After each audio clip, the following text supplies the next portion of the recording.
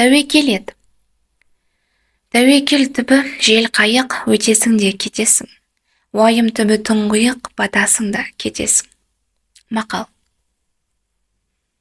Қорқыныш пен үрейден құтылудың тағы бір қадамы ұлы жаратушыға деген шынайы сенім мен тәуекел.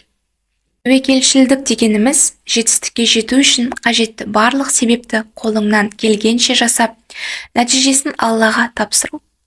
Осындай шынайы тәуекел кез келген қорқыныш пен бойдағы үрейдің бірден бір емі. Себебі ғаламда Алланың рұқсатынсыз еш нәрсе жүзеге аспайды. Ешбір іс Алланың назарынан тыс емес. Алла болуын қалаған қиыншылықтан сені ешкім құтқара алмайды. Ал Алла адамды қандай да бір пәлекеттен құтқарамын десе, оған ешкім бөгет болмақ емес. Пайғамбарымыз өз сахабасы Әбу Бәкірмен бірге Меккеден Мәдина қаласына көшкен кезде арттарынан қуып келе жатқан жаудан сақтанып, үңгірге жасырынды. Қуғыншылар дәл үңгірдің аузына келгенін байқаған Әбу Бәкір уайымдай бастайды. Сонда Алла елшісі: "Қорықпағын, Алла бізбен бірге", деп басу айтып, алаңдаған сахабаның көңілін тыныштандырады.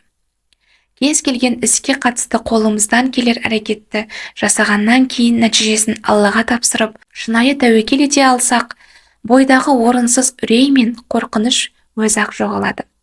Ал кез келген істің себептерімен қатар нәтижесін де мойнымызға артып, нәсіп ету, рызық беру, сәтін салу секілді Аллаға ғана тән істерге араласқан жағдайда бойымызды үрей билеп, орынсыз уайымға салына бастаймыз.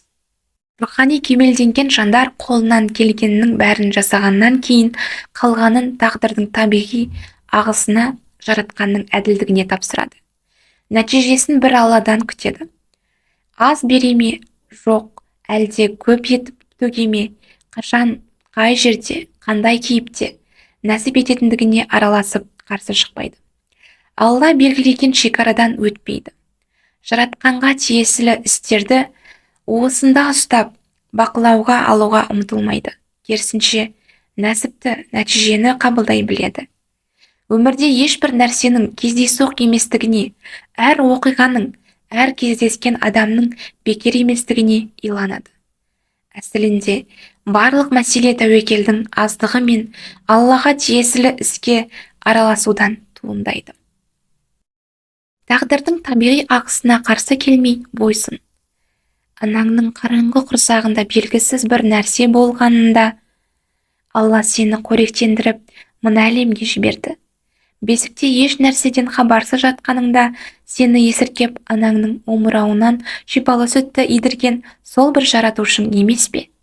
Ендеше, сол сәттеріңді есіңе түсір де Аллаға сенім арт. Әбдуқадыр Жайлани.